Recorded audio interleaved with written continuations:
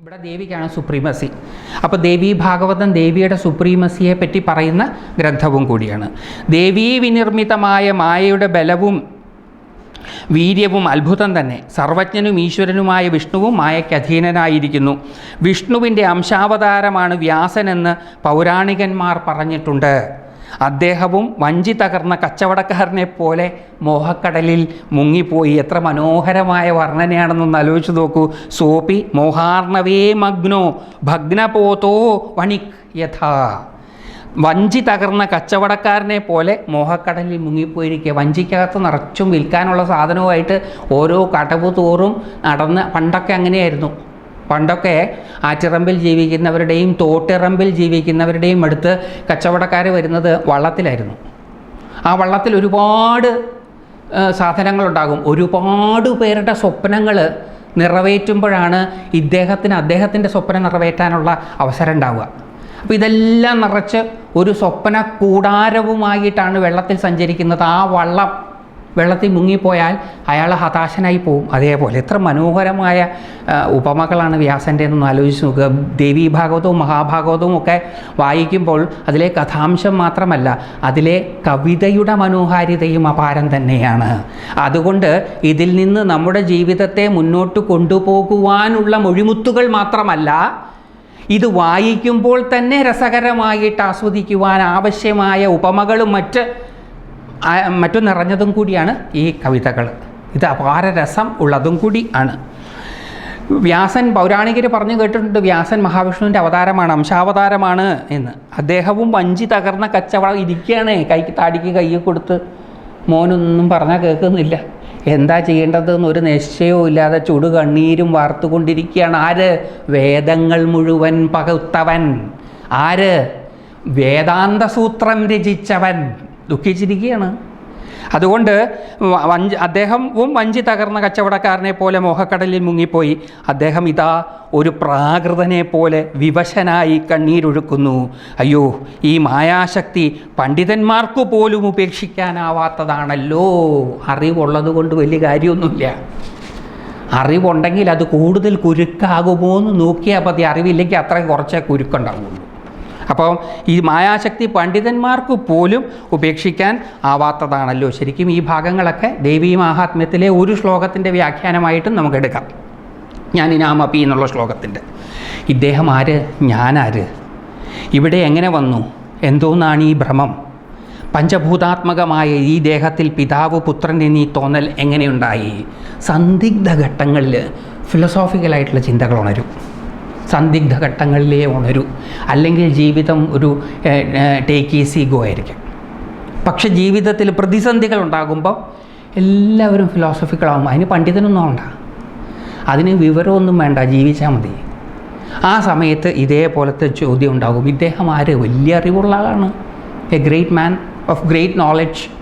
എന്താ കാര്യം? ഇതായിരിക്കുന്നു പ്രാകൃതനെ പോലെ താടിക്ക് കൈകൊട്ട്. എന്തിനാ? മകൻ എങ്ങനെയുണ്ടായത്? തപസ് ചെയ്തുണ്ടായതാണ്. പിടിച്ചു വാങ്ങിച്ചാൽ ദുഃഖമുണ്ടാകുന്നും കൂടി ഇതിനർത്ഥമുണ്ട്. കിട്ടുന്നത് ഈശ്വരൻ തരുന്നത് സ്വീകരിച്ചുകൊണ്ട് സന്തോഷത്തോടുകൂടി കഴിയുകയാണ് വേണ്ടത്.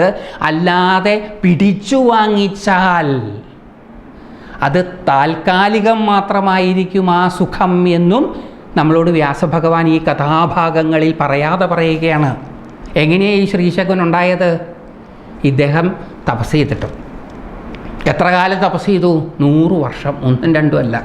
വേദാന്ത സൂത്രം എഴുതാൻ ചിലപ്പോൾ ഇത്രയും സമയം എടുത്തിട്ടുണ്ടാവില്ല. മകനുണ്ടാവാൻ 100 വർഷം തപസ് ചെയ്തു. ഉണ്ടായ മകൻ കാരണോ? കണ്ണീരയോ കണ്ണീര്. പിടിച്ചു വാങ്ങിക്കരുത് ജീവിതത്തിലൊന്നും. കിട്ടുന്നത് കൊണ്ട് സന്തോഷിക്കുക. ഗീതയെ പറയുന്നുണ്ട്, യദൃച്ഛാലാഭ സന്തുഷ്ടൻ. കിട്ടുന്നത് കൊണ്ട് സന്തോഷിക്കുക. എളുപ്പമല്ല ഇതൊന്നും. വ്യാസന് പറ്റിയില്ല, പിന്നെയല്ലേ എനിക്ക് നിങ്ങൾക്കും. അപ്പോൾ അതുകൊണ്ട് ഈ സന്ദിഗ്ധ ഘട്ടത്തിൽ ഫിലോസോഫിക്കലാവുകയാണ്. ഇദ്ദേഹം ആര്? ഞാനാര്? ഇവിടെ എങ്ങനെ വന്നു? എന്താണ് ഈ ഭ്രമം? പഞ്ചഭൂതാത്മകമായ ഈ ദേഹത്തിൽ പിതാവ് പുത്രൻ എന്നീ തോന്നൽ എങ്ങനെയുണ്ടായി? രണ്ട് ശരീരത്തെയും ഡിസിൻറ്റഗ്രേറ്റ് ചെയ്ത് നോക്കിയാൽ പഞ്ചഭൂതാത്മകമാണ്. അച്ഛൻ്റെ പഞ്ചഭൂതാത്മകതയും തൻ്റെ പഞ്ചഭൂതാത്മകതയും ഒന്നാ. അപ്പോൾ എങ്ങനെ ഈ അച്ഛൻ മകൻ എന്നുള്ള തോന്നൽ വന്നത്? ഇദ്ദേഹം ചിന്തിക്കുകയാണ്. അത്യന്തം ബലമുള്ളതാണ് ഈ മായ. ഇത് മായാവികളെ പോലും മോഹിപ്പിക്കുന്നു. ഈ മായ ബാധിച്ച കൃഷ്ണദ്വൈപായനും കരയുകയാണ്. സർവകാരണങ്ങൾക്കും കാരണഭൂതയും സർവദേവന്മാരുടെയും ജനനിയും ബ്രഹ്മാദികളുടെ ഈശ്വരിയുമായ ആ ദേവിയെ മനസാ സ്മരിച്ചുകൊണ്ട് ശോകക്കടലിൽ മുങ്ങിയവനും ദീനനും പിതാവുമായ വ്യാസനോട് അരണിയിൽ ജനിച്ച ശുകൻ യുക്തിയുക്തമായി ആശ്വാസം നൽകും വിധം പറഞ്ഞു.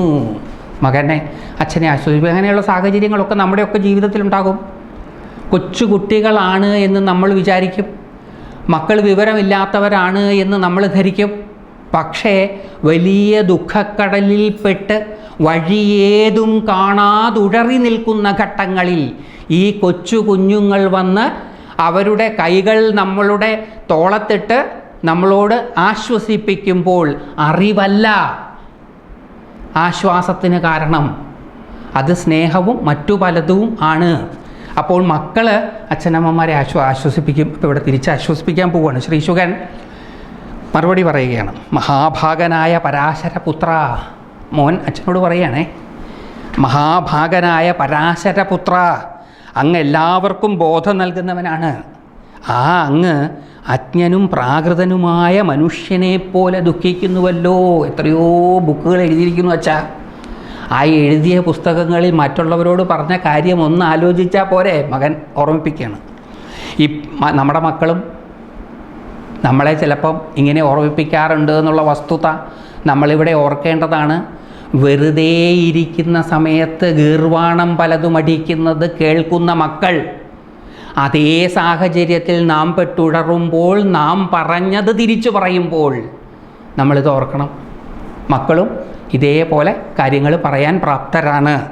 അതുകൊണ്ടായിരിക്കാം ഇംഗ്ലീഷിലെ ആ കവി ആരാണെന്ന് എനിക്ക് ഓർമ്മയില്ല, child is the father of മാൻ എന്ന് എഴുതിയത്. മഹാഭാഗനായ പരാശരപുത്ര, അങ്ങ് എല്ലാവർക്കും ബോധം നൽകുന്നവനാണ്. ആ അങ്ങ് അജ്ഞനും പ്രാകൃതനുമായ മനുഷ്യനെ പോലെ ദുഃഖിക്കുന്നുവല്ലോ. ഇപ്പോൾ ഞാൻ അങ്ങയുടെ പുത്രനാണ്. അതാണ് ഇനി അടുത്ത ജന്മത്തിൽ ആരായിരിക്കും എന്ന് എങ്ങനെ അറിയാൻ പറ്റുക? 2-3 ജന്മം കഴിഞ്ഞാൽ ചിലപ്പോൾ അങ്ങേൻ്റെ പുത്രനും ഞാൻ അങ്ങയുടെ അച്ഛനാവും. ഇപ്പോൾ ഞാൻ അങ്ങയുടെ പുത്രനാണ്.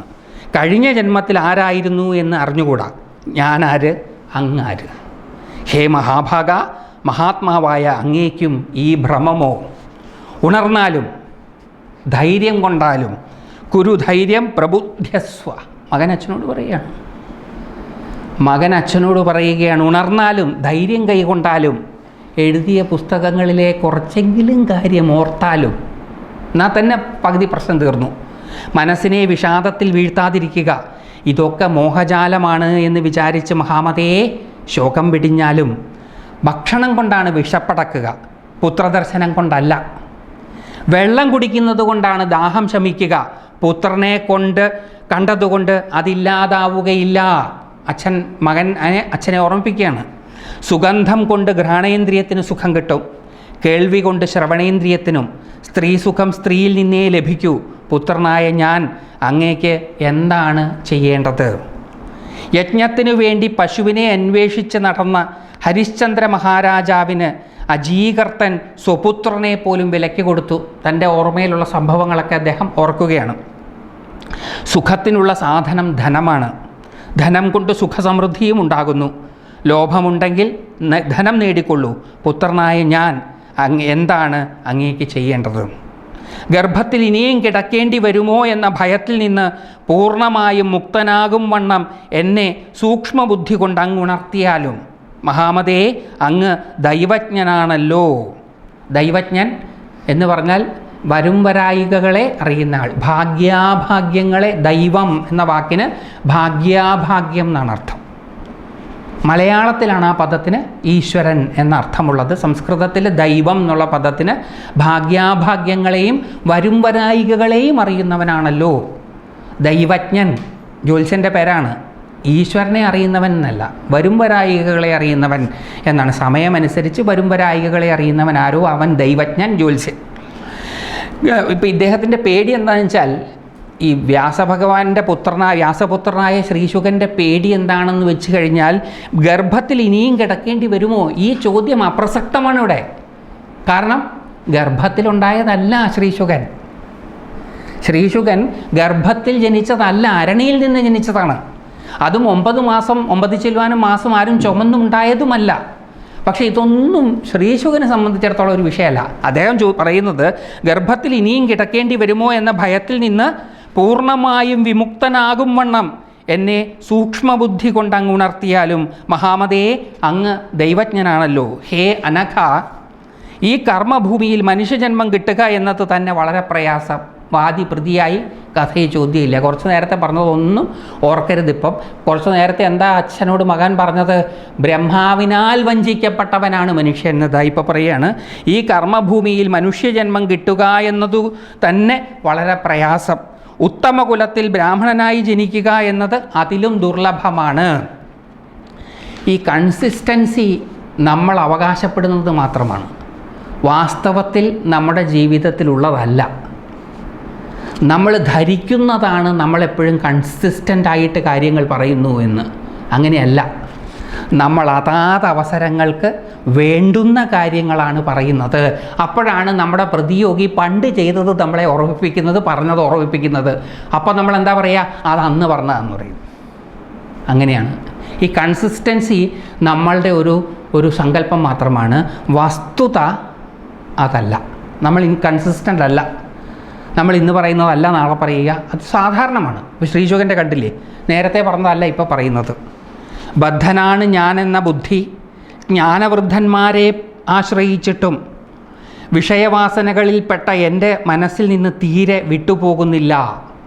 ബദ്ധനാണ് ഞാൻ എന്ന ബുദ്ധി, ഞാൻ ലിമിറ്റഡാണ് എന്ന ബോധം ജ്ഞാനവൃദ്ധന്മാരെ ആശ്രയിച്ചിട്ട് പോലും, അറിവുള്ളവരെ ആശ്രയിച്ചിട്ട് പോലും വിഷയവാസനകളിൽപ്പെട്ട എൻ്റെ മനസ്സിൽ നിന്ന് തീരെ വിട്ടുപോകുന്നില്ല.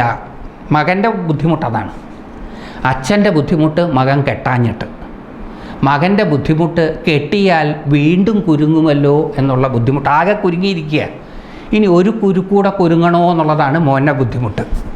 സൂതൻ തുടർന്ന് പറയുകയാണ്. സൂത ഉവാച, അസാധാരണ ബുദ്ധിമാനായ പുത്രൻ ഇപ്രകാരം പറഞ്ഞത് കേട്ട വ്യാസൻ അപ്പോൾ 4ാമത്തെ ആശ്രമത്തിൽ, സന്യാസത്തിൽ മനസ്സൂന്നിയിരിക്കുന്നവനും ശാന്തനുമായ ശുകനോട് മറുപടി പറഞ്ഞു.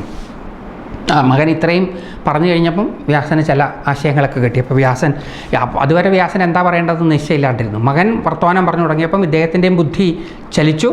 ഇദ്ദേഹം മറുപടി പറയുകയാണ്.